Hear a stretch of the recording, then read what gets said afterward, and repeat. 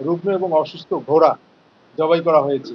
এরকম একটা সংবাদ আমরা ৮ তারিখ সকালবেলা পাই এবং এই তথ্যের ভিত্তিতে গজারিয়া থানা তৎক্ষণাৎ তার টিম নিয়ে সেখানে আনারপুরার একটা জঙ্গলে একটা পরিত্যক্ত বাড়িতে হাজির হয়। হাজির হয়ে আমরা কিছু আ পশু জবাইকৃত মাংস উদ্ধার করি।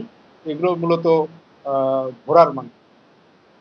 এখানে আমরা তৎক্ষণাৎ ৯ টি জবাই করা ঘোড়ার মাংস আমরা জব্দ করি এবং একটা জীবিত ঘোড়া উদ্ধার করি এবং আ আ পুলিশের উপস্থিতি টের পেয়ে যারা এটার সঙ্গে জড়িত ছিল তারা দ্রুত ঘটনাস্থল ত্যাগ করে তারা দ্রুত ঘটনাস্থল থেকে পালিয়ে যায়।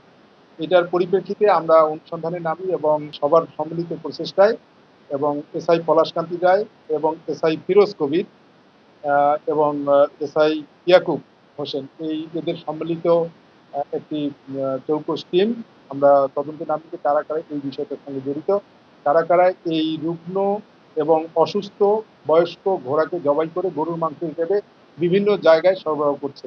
এটার আমরা অভিযান শুরু করি এবং তারই পরিপ্রেক্ষিতে আমাদের এই ধারাবাহিকতায় গতকাল পর্যন্ত আমাদের অভিযানটা কন্টিনিউ হচ্ছে। এখনো আমাদের অভিযান কন্টিনিউ চলছে। আমরা এটার সঙ্গে জড়িত যারা আছে আমরা সবাইকেই আইনের আওতায় আনার চেষ্টা করছি। এখন পর্যন্ত আমরা এই সংক্রান্ত বিষয়ে সংশ্লিষ্ট ৪ জনকে আমরা গ্রেপ্তার করতে সক্ষম হয়েছি। আমি একটু নামগুলো পড়ি। মোহাম্মদ রুবেল, মোহাম্মদ সৌরভ, সোহেল গাজী এবং ইয়াসিন আরাফাত। এদের মধ্যে মোহাম্মদ রুবেল ইনি পেশায় একজন কসাই, গরুর মাংস বিক্রি করেন। কিন্তু এর দীর্ঘদিন থেকে ইনি বিভিন্ন জায়গায় বাংলাদেশের বিভিন্ন আ দুর্গম এরিয়ায় গিয়ে এই রুগ্ন এবং বয়স্ক ঘোড়া জবাই করে আ দেশের বিভিন্ন জায়গায় গরুর মাংস হিসাবে এরা বিক্রি করে আসছে। এই রুবেলের নেতৃত্বেই যে অন্যান্য যারা আছে সৌরভ, সোহেল এবং ইয়াসিন এর একটা সিন্ডিকেট। এই সিন্ডিকেট আ দেশের বিভিন্ন স্থানে তারা গরুর মাংস চালানোর চেষ্টা করছে। আ আমাদের আমরা আপনাদের সামনে উপস্থিত হয়েছি এই কারণেই যে এই বিষয়টি একটা গুরুত্বপূর্ণ বিষয় এবং একটা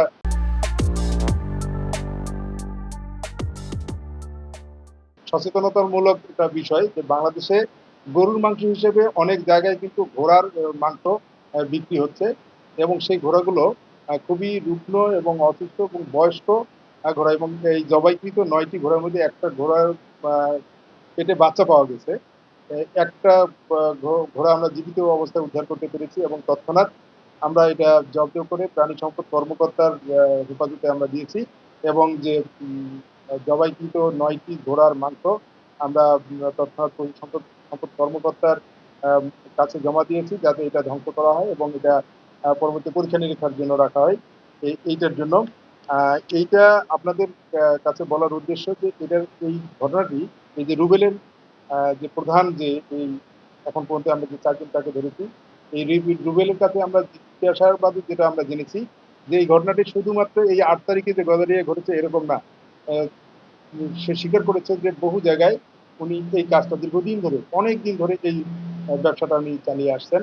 আ কখনো, কখনো যমুনার দুর্গম চরে, কখনো এবং এই যে গজারিয়ার যে আনারপুরা, এখানে কিন্তু এর আগেও একাধিকবার কিন্তু এসে উনি ঘোড়া জবাই করে মাংস বিভিন্ন জায়গায় সরবরাহ করেছে। আপনাদের একটু জানিয়ে রাখি যে এটা আ একটা একটা সিন্ডিকেটের মতো একটা গ্রুপ হচ্ছে ঘোড়া সংগ্রহ করে। বিভিন্ন জায়গা থেকে ঘোড়া সংগ্রহ করে। আরেকটা গ্রুপ আছে যে তারা কসাইকে ইনফর্ম করে যে কোথায় জবাই করা হবে এবং সেই দুর্গম এরিয়ায় বিশেষ করে গাজীপুরের বিভিন্ন জঙ্গলে এর আগে যে গাজীপুরে এই সংক্রান্ত কিছু অভিযান পরিচালিত হয়েছে এবং আসামি গ্রেপ্তার হয়েছে। এরপরে এই যে গজারিয়া থানাধীন আনাদপুরের এই জঙ্গলে একটা পরিত্যক্ত বাড়িতে হয় ঘটনা ঘটেছে।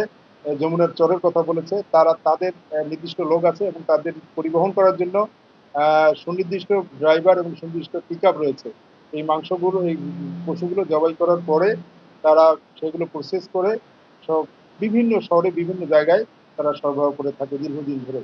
আমরা শুধু আপনাদের মাধ্যমে জানাতে চাচ্ছি সচেতন করতে চাচ্ছি যে এই সিন্ডিকেটটার সন্ধান আমরা পেয়েছি এবং এর সঙ্গে আরো বেশ কিছু নাম আমরা পেয়েছি তদন্তের স্বার্থে বা অভিযানের সাথে আমরা সবার নাম এখানে বলতে পারছি না। তবে আমাদের অভিযান কন্টিনিউ আছে। আমরা এটার একেবারে শেষ পর্যন্তই যাব। যে যাতে করে মানুষকে অন্তত আমরা সচেতন করতে পারি